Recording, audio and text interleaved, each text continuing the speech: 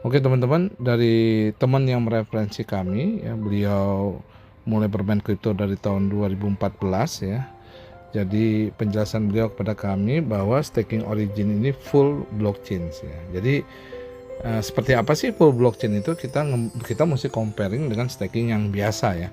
Kita baru berbicara full blockchain, belum berbicara mengenai auto compound, dan belum bicara mengenai modal besar tarik ya. Nah, jadi staking bukan full blockchain itu biasanya staker ya, dia membeli kripto ya untuk deposit ya, biasanya di cek ya, centralized exchange ya, jadi di Indodax, di Binance, toko kripto dan lainnya. Nah, jadi ketika dia beli ya, setelah menjadi koin yang tertentu, dia transfer lagi ke sesuatu wallet yang milik daripada developer. Nah, jadi dananya di developer, setelah itu developer hold ya, ditahan, tidak bisa cair dalam kurun waktu sekian bulan, sekian tahun ya. Jadi artinya bukan di lock modal, tapi modalnya benar-benar dikunci gitu ya. Nah, setelah sampai di developer ya, di website developer kayak di sesuatu yang milik developer, baru dilakukan staking.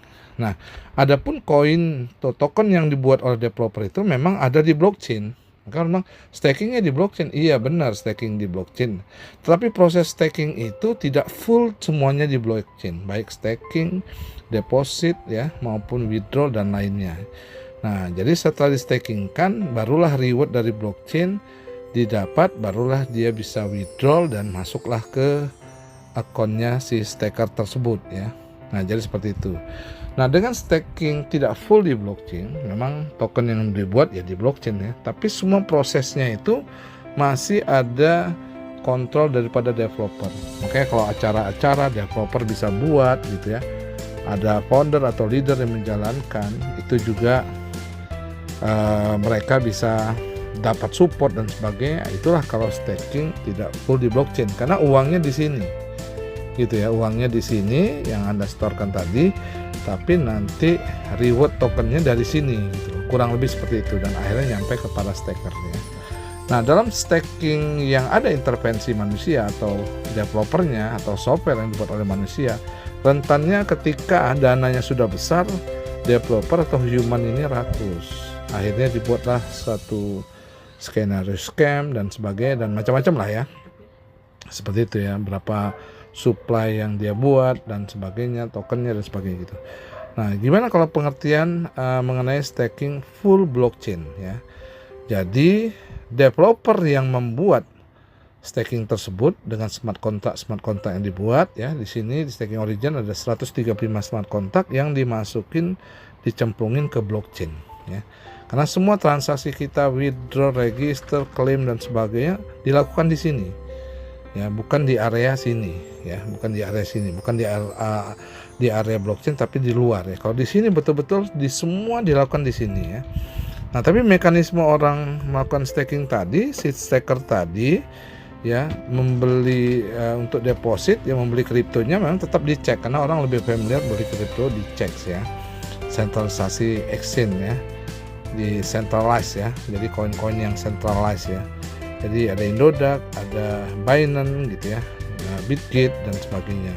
Setelah itu dari cek ini dioper ke wallet yang ada di DEX. DEX itu decentralized. Jadi koin-koin yang ada di decentralized belum tentu koin yang ada di centralized ya, tapi prosesnya ada di DEX ya.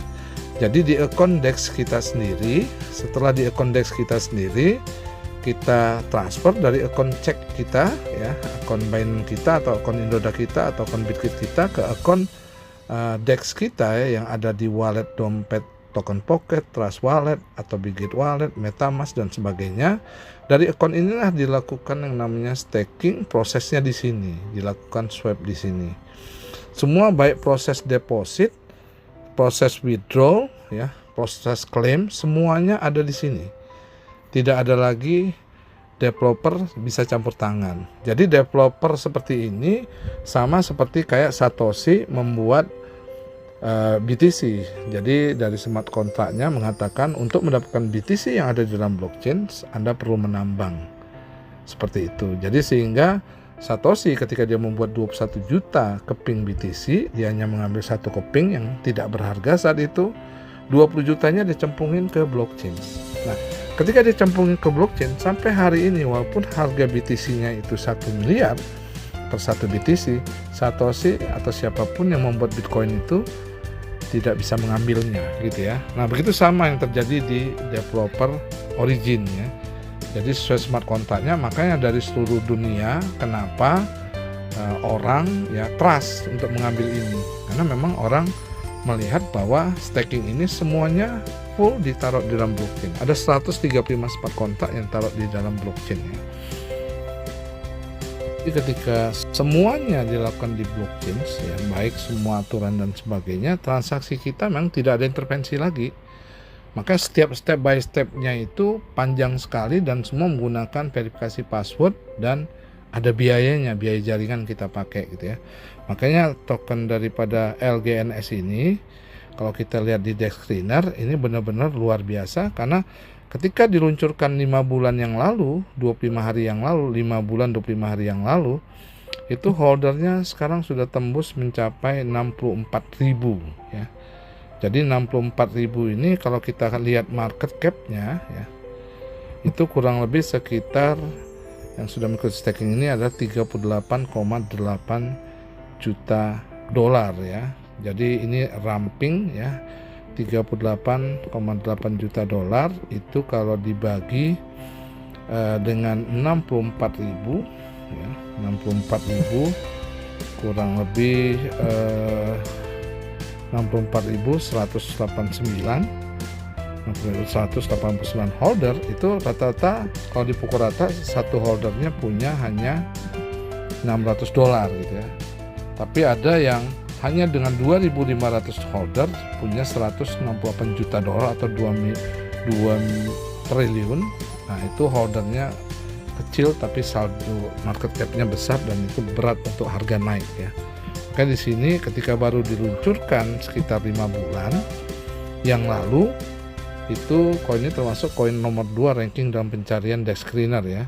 Jadi harga sudah tembus $32 dari peluncuran pertama di harga $4 dan liquidity-nya $1,7 ya, 1,7 juta dolar ya.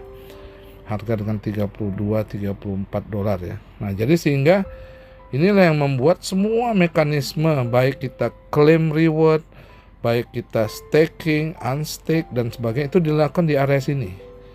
Nah, bukan dilakukan di area sini gitu ya. Jadi betul-betul full di blockchain ya. Makanya setelah kita unstake ya, kita dananya masuk ke dalam token pocket kita di wallet DEX, di wallet token pocket kita di area DEX decentralized, dan akhirnya kita oper ke cek ya, ke Binance atau Bitget kita atau Indoda kita di wilayah centralized ya. Nah, setelah itu barulah masuk ke dana si staker gitu. Jadi inilah kurang lebih perbedaannya, sehingga ketika developer yang membuat ini dia sudah tidak lagi untuk punya kepentingan diketahui. Beda kalau untuk di wilayah di sini, karena di sini orang tahu siapa yang buat gitu ya, dia yang mengatur uangnya, besok dia mau scam kan juga bisa dan macam-macam gitu ya. Jadi dia punya kepentingan untuk dikenal. Tapi kalau di sini mereka nggak punya kepentingan untuk dikenal. Kenapa? Karena holdernya menjadi pemilik daripada staking ini. Karena 64.000 itu punya kepentingan bersama di sini, sama seperti orang beli BTC. Jadi yang punya siapa? Ya Satoshi sudah nggak perlu punya gitu. Kenapa? Dia juga tidak bisa menyentuh lagi. Jadi sehingga yang punya BTC yang semua holder BTC di seluruh dunia. Jadi ketika statusnya seperti itu, BTC tidak bisa diambil di dalam blockchain itu tanpa dengan mining. Sama juga di sini, koin LGNS nggak bisa kita ambil tanpa dengan kita staking gitu. Jadi pemiliknya seluruh holder yang ada di staking ini gitu ya. Jadi developernya sudah nggak kepentingan. Makanya ada dari 5 developer yang diketahui, ada 3 yang betul anonymous gitu. Jadi nggak enaknya kalau kita mengambil staking di real blockchain adalah tidak ada support apa-apa, karena developernya sudah tidak mau diketahui gitu, seperti itu gitu ya. Tapi semua percaya pada smart contract yang sudah ditanam di dalam blockchain-nya. Jadi dengan jaringan Matic Polygon ya. Jadi kurang lebih segitulah pengertian yang saya tangkap. Jadi penjelasannya kurang lebih seperti oret-oret ini aja. Semoga bisa dipahami oleh teman-teman. Karena durasi saya sudahkan penjelasannya sampai di sini dulu ya. Nanti ada lanjutan penjelasan.